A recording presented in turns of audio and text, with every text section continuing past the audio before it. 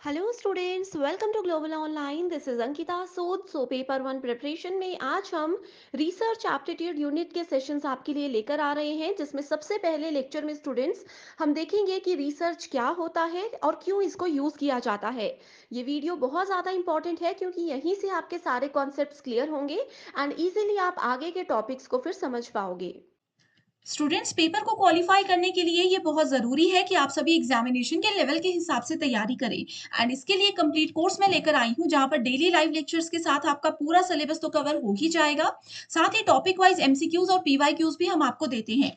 Notes बनाने में बच्चों का बहुत समय बर्बाद होता है, इसीलिए आपको यहाँ पर हम पीडीएफ नोट्स देते हैं जिसकी मदद से आप बहुत अच्छे से पढ़ाई कर सकते हो बिना अपना समय बर्बाद किए। साथ ही फुल सिलेबस मॉक टेस्ट है जो कि बहुत इंपॉर्टेंट है आपकी रिविजन के लिए एंड ये 5000 एमसीक्यू क्वेश्चन बैंक में से मैं आपको गारंटी देती हूँ कि पेपर वन में 50 में से 35 प्लस क्वेश्चंस आपको यहाँ से जरूर देखने को मिलेंगे। न्यू बैच हमारा कमिंग मंडे से स्टार्ट होने वाला है। इस बैच के लिए और पूरी इंफॉर्मेशन के लिए आप या तो गिवन नंबर्स पर कांटेक्ट कर सकते हैं या फिर कुछ फ्री कंटेंट के लिए भी आप ग्लोबल ऑनलाइन ऐप को डाउनलोड कर सकते हो ताकि आपको पता चल जाए कि कैसा ये कोर्स है और कैसे हम आपको सर्विसेज प्रोवाइड करवाते हैं। सर्च बार में कोर्स को सर्च कीजिए, कंटेंट पर जाओगे तो English Hindi bilingual separate courses आपके सामने आ जाएंगे जहां पर आपको यूनिट वाइज फोल्डर्स मिल जाते हैं। इसका ये फायदा है कि आप चाहो तो किसी भी यूनिट में एमसीक्यूज या थ्योरी के जरिए अपनी तैयारी शुरू कर सकते हो एंड यकीन रखिए ये बहुत इंपॉर्टेंट कोर्स है जो कि आपको एग्जाम में बहुत अच्छा स्कोर करने में मदद कर सकता है। हमारा आज का टॉपिक है रिसर्च मैथडोलॉजी इंट्रोडक्शन।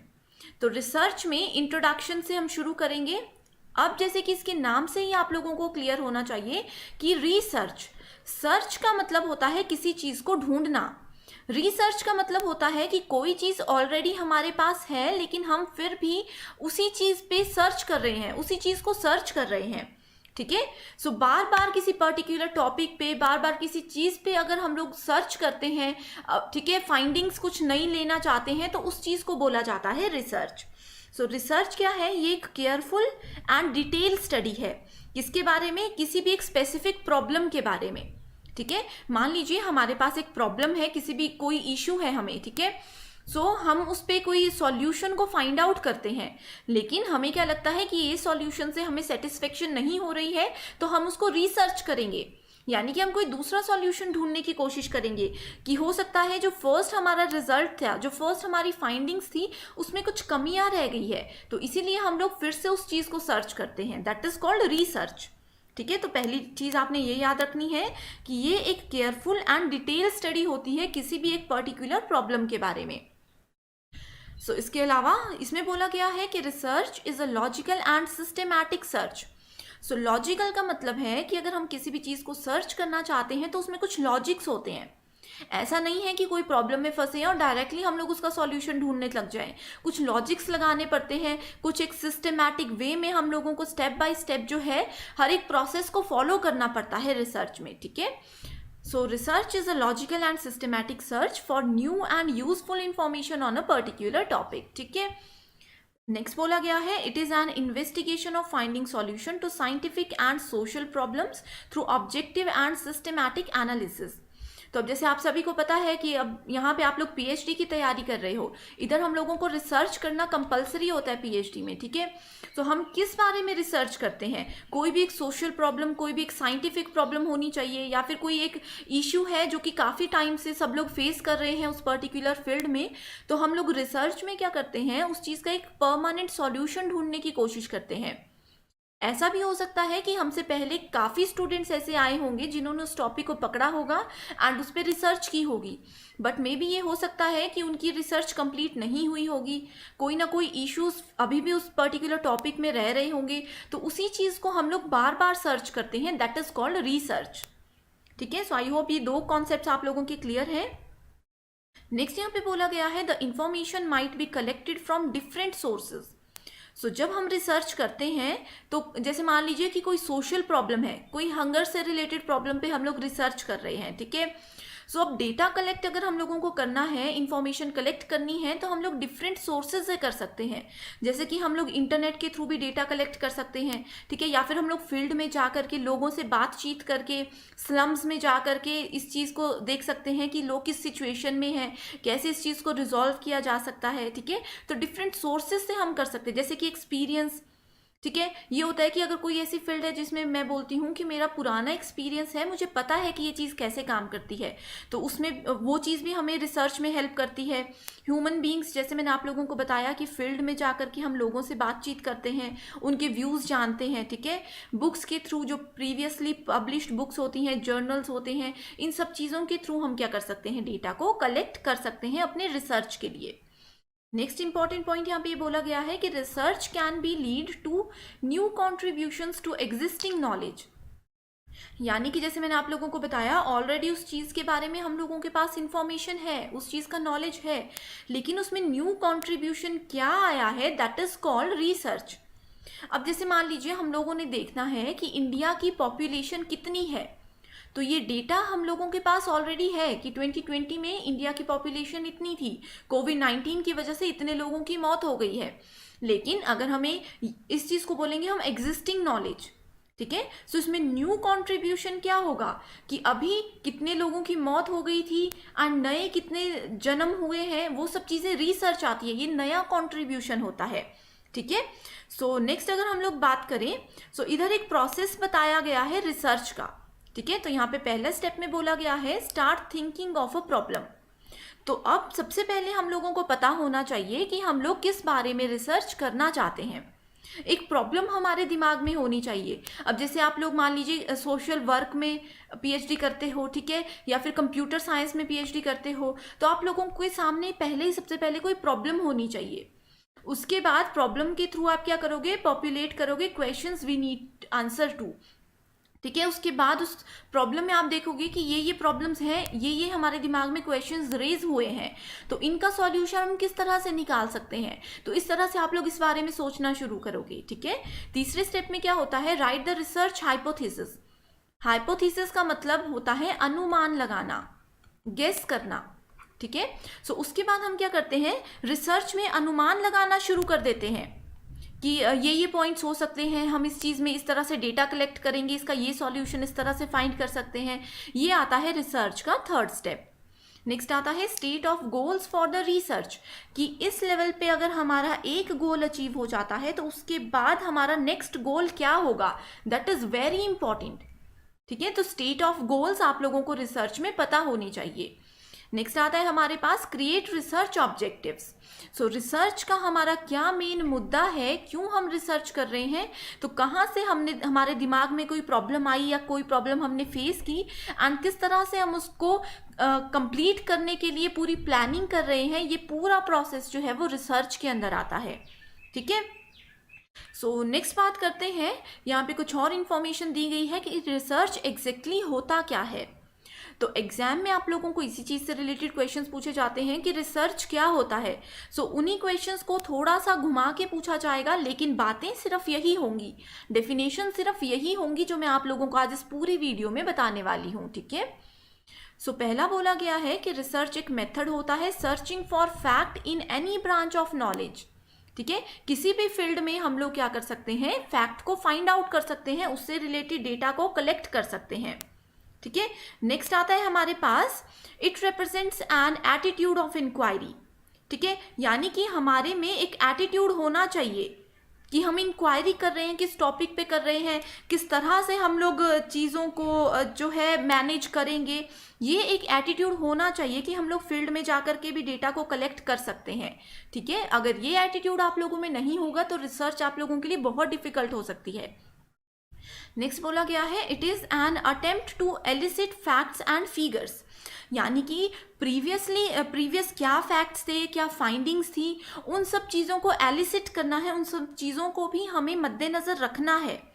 ऐसा नहीं करना है कि ये फाइंडिंग्स पहले हो चुकी हैं, ये बेकार है, हम इनको नहीं देखेंगे एंड हम अपने लेवल पे काम करेंगे, ऐसा कभी भी नहीं होना चाहिए, ठीक है। तो हमेशा प्रीवियस फैक्ट्स, प्रीवियस फिगर्स को ध्यान में रख के हम लोगों ने अपनी फाइंडिंग्स शुरू करनी है।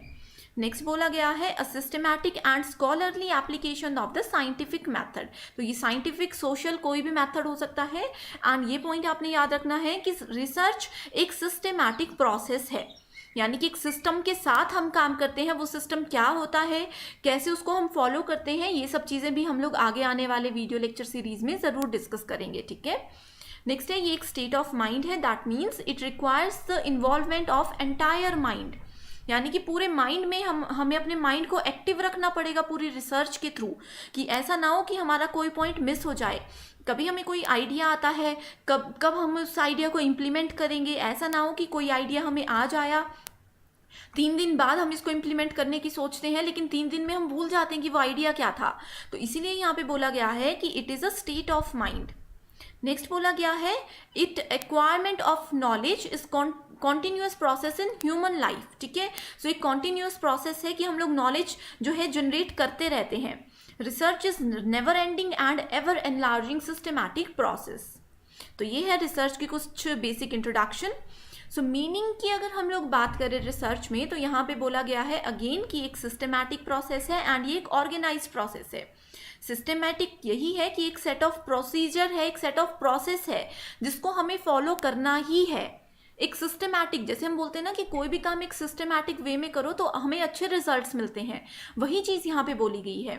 एक नया पॉइंट यहाँ पे ये है कि it is an attempt to pursue truth through the methods of study, यानी कि हम लोग कैसे स्टडी करते हैं, प्रीवियस फाइंडिंग्स को भी स्टडी करेंगे एंड हम सच ढूंढने की कोशिश करेंगे, अपने ऑब्जर्वेशन के थ्रू हम सच ढूंढने की कोशिश करेंगे, ठीक है। उसके बाद हम कंपेयर करेंगे प्रीवियस फाइंडिंग्स को अपनी फाइंडिंग्स के साथ, या फिर हम कंपेयर करेंगे, जैसे मैंने आप लोगों को हंगर से रिलेटेड क्राइसिस की बात की, तो हम कंपेयर करेंगे कि डिफरेंट स्टेट्स में या डिफरेंट सिटीज़ में इसका क्या इम्पैक्ट रहता है एंड कौन से टाइम पे ये लोग किस तरह का जो है इश्यूज फेस करते हैं। तो ये कंपेरिजन और एक्सपेरिमेंट जो है ये बहुत इंपॉर्टेंट है, ठीक है। सो जितना भी आप लोगों को ऑब्जर्वेशन है या प्रीवियस एक्सपीरियंस है वो आप लोगों को हमेशा रिसर्च में यूज करना ही चाहिए। नेक्स्ट अब आती है फाइनल जो हमारी ऑफिशियल डेफिनेशंस होती हैं रिसर्च की, एंड एग्जाम में मैं आप लोगों को बता दूं कि एज इट इज़ डेफिनेशंस भी लिखी होती हैं कई बार, ठीक है। तो आप लोग इन चीज़ों को अच्छे से देख लीजिएगा।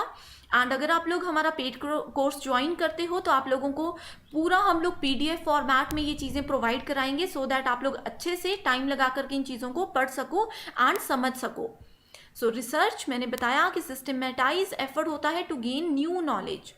Research comprises defining and redefining of a problem, यानी कि अगर कोई प्रॉब्लम हम लोगों ने फेस की है तो पहले हम क्या करेंगे, उस प्रॉब्लम को डिफाइन कर देंगे, ठीक है। अगर उस प्रॉब्लम को पहले किसी और ने फेस किया है एंड ऑलरेडी उस चीज़ पे रिसर्च हो चुकी है तो हम उस चीज़ को क्या करेंगे, रीडिफाइन करेंगे, यानी कि हमने उसके बारे में क्या सोचा, क्या समझा, उस चीज़ को हम डिफाइन करेंगे, ठीक है।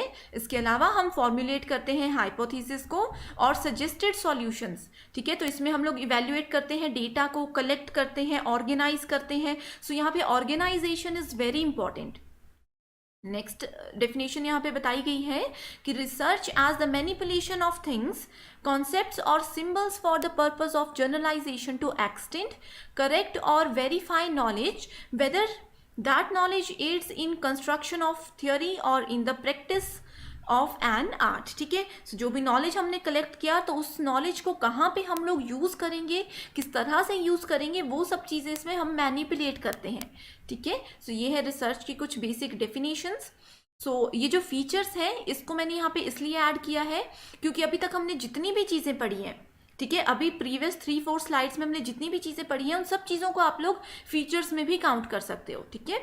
So systematic we have already discussed. So logical का मतलब होता है हर एक लॉजिक हमें यूज़ करना है, ठीक है। लॉजिक का मतलब होता है कि एक प्रॉब्लम है, इसका एक सॉल्यूशन हम लोगों को मिला, तो इसको हम ये देखेंगे कि अगर हम ये सॉल्यूशन अप्लाई करते हैं तो क्या इसका पॉजिटिव इम्पैक्ट पड़ेगा एंड क्या इसका नेगेटिव इम्पैक्ट पड़ेगा।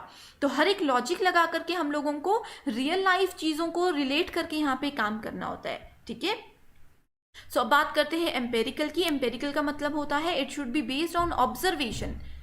एक इम्पॉर्टेंट कॉन्सेप्ट है स्टूडेंट्स ये कि जब भी हम लोग बोलते हैं कि हम अपनी ऑब्जर्वेशन और अपने एक्सपीरियंस के साथ कुछ चीज़ को यूज़ करते हैं, ठीक है, तो वो होती है एम्पेरिकल से रिलेटेड।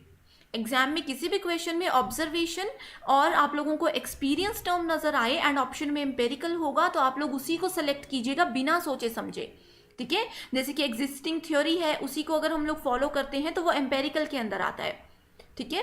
एंड इसमें बोला गया है अनबाइज्ड। अनबाइज्ड का मतलब होता है कि अगर जो हमारे रिसर्च की हमने फाइंडिंग्स ली है तो एज इट इज फाइंडिंग्स को ही हमें अपने रिपोर्ट में लिखना होगा। इसमें हम कोई भी बायसनेस यूज नहीं कर सकते and should not be judged based on judgements. ये नहीं सोचना है कि हम इसमें अपनी तरफ से थोड़ी बहुत चीज़ें ऐड कर देते हैं। रिसर्च में ये कभी भी नहीं होना चाहिए, क्योंकि आप लोग तो अपनी तरफ से थोड़ी सी इसमें होशियारी कर दोगे कि हमने अपनी तरफ से कोई डेटा ऐड कर दिया, लेकिन क्योंकि जो आप लोगों की रिसर्च को, आप लोगों की थीसिस को चेक कर रहे हैं वो एक्सपर्ट हैं, उन लोगों को ये भी पता होता है कि इस टॉपिक पे प्रीवियस फाइंडिंग्स में क्या क्या चीज़ें हुई थी, ठीक है। सो इन चीज़ों का आप लोगों ने ध्यान रखना है। एंड यहाँ पे बात की गई है क्वालिटेटिव एंड क्वांटिटेटिव रिसर्च की। ये बहुत इंपॉर्टेंट एंड बड़ा टॉपिक है, इसको हम लोग डिटेल में डिस्कस करेंगे। अभी के लिए इस चीज़ को हम स्किप करते हैं, राइट। सिग्निफिकेंस है कि क्यों इसको यूज़ करते हैं। लेटेस्ट इंफॉर्मेशन अगर हमें किसी टॉपिक पे कलेक्ट करनी है, ठीक है, एक्सपैंड करना है अपने नॉलेज को। Research builds your credibility and new ideas को अगर हम लोग इंट्रोड्यूस करना चाहते हैं किसी एक टॉपिक पे लेकर के, किसी एक प्रॉब्लम को लेकर के, तो उस चीज़ के लिए रिसर्च का सिग्निफिकेंस इंपॉर्टेंट होता है, ठीक है। अब आता है next topic that is most important, that is characteristics of good research. So research की कैरेक्टरिस्टिक्स में पहला अगर हम लोग बात करें, यहाँ पे सभी नाम हैं, आप लोग इनको सिर्फ याद रख लीजिए। एग्जाम में कई बार ऑप्शंस में आता है तो आप लोग सिर्फ देख लोगे तो इजीली आंसर कर सकते हो, ठीक है। पहला आता है एम्पेरिकल। एम्पेरिकल मैंने आप लोगों को बताया कि रियल वर्ल्ड एक्सपेरिमेंट्स, ऑब्जर्वेशन या हमारे जो भी एक्सपीरियंसेस होते हैं, पास्ट एक्सपीरियंसेस, उन सब चीज़ों से रिलेटेड होता है ये, ठीक है। सो इसीलिए रिसर्च जो है वो एम्पेरिकल होनी चाहिए। इसमें हम लोग theory building, mathematical and logical reasoning से रिलेटेड काम करते हैं, ठीक है। एंड जो थ्योरेटिकल कॉन्सेप्ट होता है किसी रिसर्च को लेकर के, उस चीज़ को यहाँ पे हम यूज़ नहीं करते हैं। नेक्स्ट आता है हमारे पास logical research. So logical research क्या होता है, मैंने आप लोगों को बता दिया कि लॉजिक्स हमने यूज़ करने हैं कि एक सॉल्यूशन मिल गया, इसका पॉजिटिव इम्पैक्ट क्या होगा, इसका नेगेटिव इम्पैक्ट क्या होगा, ठीक है। यानी कि जो लॉजिकल होता है ये हमेशा डिसीजन मेकिंग से रिलेटेड चीज़ होती है। जहाँ पे भी टर्म डिसीजन मेकिंग नज़र आए, लॉजिकल रिसर्च को आप लोग करेक्ट आंसर सेलेक्ट कर सकते हो, ठीक है। इसमें हम लोग लॉजिक्स लगा के डेटा को कलेक्ट कर सकते हैं, सो दैट हम लोग क्या करें, न्यू क्वेश्चंस को, अपने न्यू सॉल्यूशंस को ढूंढ सकते हैं, ठीक है। नेक्स्ट आता है साइक्लिकल। सो साइक्लिकल प्रोसेस है, ये कॉन्टिन्यूस साइकिल होता है। यानी कि रिसर्च में हमने पहले पहला फेज किया, दूसरा किया, तीसरा किया, चौथा किया एंड पांचवा किया, ठीक है। तो ये प्रोसेस पूरा इसी फ्लो में काम करेगा। एक सॉल्यूशन मिलेगा, दूसरा प्रॉब्लम आ जाएगा, दूसरा प्रॉब्लम सॉल्व होगा, तीसरा प्रॉब्लम आ जाएगा। तो ये एक साइक्लिक प्रोसेस होता है, ठीक है। सो इसमें क्या होता है, it starts with problem and and with another problem. मैंने आप लोगों को बताया कि एक प्रॉब्लम से शुरू होंगे, उसका सॉल्यूशन मिलेगा, तब को दूसरा प्रॉब्लम आप लोगों के सामने आ जाएगा, ठीक है। नेक्स्ट आता है हमारे पास, जैसे साइक्लिक के स्टेजेस होते हैं डिफरेंट, ठीक है, उनको भी हम डिटेल में डिस्कस करेंगे। नेक्स्ट आता है एनालिटिकल, कि किस तरह से हम लोग एनालाइज करेंगे कि क्या हमारा डेटा अभी है, क्या आने वाला डेटा है, ठीक है, किस तरह से हम लोग उसको सॉल्यूशन उस चीज़ का प्रोवाइड कराते हैं। नेक्स्ट आता है critical research. So critical thinking, यानी कि जो हमारा कोर एकेडमिक स्किल होती है अंडर ग्रेजुएशन पे या फिर पोस्ट ग्रेजुएशन टाइम पे, जो हम लोगों के दिमाग में बेसिक क्वेश्चंस आते हैं, उन सब चीज़ों को भी हमने याद करना है कि ये क्वेश्चन उस टाइम पे भी था एंड ये क्वेश्चन यहाँ पे किस तरह से हमारे सामने आया है एंड कैसे हम इस चीज़ को फाइंड आउट करेंगे। So critical research is a loosely defined genre of social inquiry whose central theme involves the problematization of the knowledge. Next आता है मैथडोलॉजिकल। सो दिस प्रोसीजर, इस प्रोसीजर में क्या होता है, it is the way in which the researcher arrange, develop, जहाँ पे भी आप लोगों को टर्म मिलती है ना, arrange, develop, modify any technique, ठीक है। तो वो प्रीवियस रिजल्ट पे भी हो सकती है या अपनी अभी फाइंडिंग्स पे भी हो सकती है, वो सब आता है मैथडोलॉजिकल के अंदर, ठीक है। सो ये भी एक सिस्टमैटिक मेथड होता है। नेक्स्ट आता है रेप्लिकेबल। सो रेप्लिकेबल का मतलब होता है कि replicable keeps researchers honest and can give readers confidence in research. इसके अलावा researchers are agreeing to replicate, जो कि बहुत इंपॉर्टेंट कॉन्सेप्ट होता है, ठीक है। नेक्स्ट आता है feasible. So feasible research questions can be answered. The feasibility of research questions focus on objective aspects of the immediate empirical and clinical environment. And last आता है हमारे पास एथिकल. सो एथिकल जो होता है बहुत इंपॉर्टेंट होता है. इसमें नंबर ऑफ रीजंस आते हैं. एक ही क्वेश्चन के बहुत सारे रीजंस हमारे पास है. अब हमें ये देखना है कि हम लोग किस तरह से एंड कौन से रीजन को अटेम्प्ट करेंगे. इसमें डेटा गैदरिंग होता है, वॉलेंटरी पार्टिसिपेशन होती है एथिक्स के थ्रू. ठीक है, एथिक्स का हिंदी में मतलब होता है नैतिक. ठीक है, जो नैतिकता होती है ना, बेसिक नैतिकताएं, वो आती है यहाँ पे. जैसे कि रिपोर्टिंग, प्लेगरिज्म नहीं होना चाहिए. प्लेगरिज्म का मतलब क्या होता है? प्लेगरिज्म का मतलब होता है डुप्लीकेसी नहीं होनी चाहिए. तो ये रिसर्च एथिक्स एक सेपरेट टॉपिक है. ठीक है, यानी कि कौन कौन सी नैतिकताएं हैं, कौन कौन से बेसिक रूल्स हैं जो कि रिसर्च में हमें ध्यान में रखने चाहिए. नेक्स्ट आता है रेलेवेंट. सो रेलेवेंट होना चाहिए, यानी कि जिस टॉपिक पे हम लोग रिसर्च करना हमने स्टार्ट किया है, हम लोग अपने टॉपिक से भटके ना, हमेशा उस पर्टिकुलर पॉइंट को ध्यान में रखें. ठीक है, तो ये है रिसर्च के कुछ इंपॉर्टेंट कैरेक्टरिस्टिक्स. तो स्टूडेंट्स आज के लिए सिर्फ इतना ही. आई होप ये पूरा कॉन्सेप्ट आप लोगों को बिल्कुल क्लियर है. एंड इसके अलावा अगर आप लोगों को कोई डाउट है, किसी और टॉपिक को ज़्यादा डिटेल में जानना चाहते हो, तो आप लोग कमेंट करके हमें बता सकते हो. हमारी टीम डेफिनेटली आपकी हेल्प करेगी. So thank you so much for watching this video and all the best.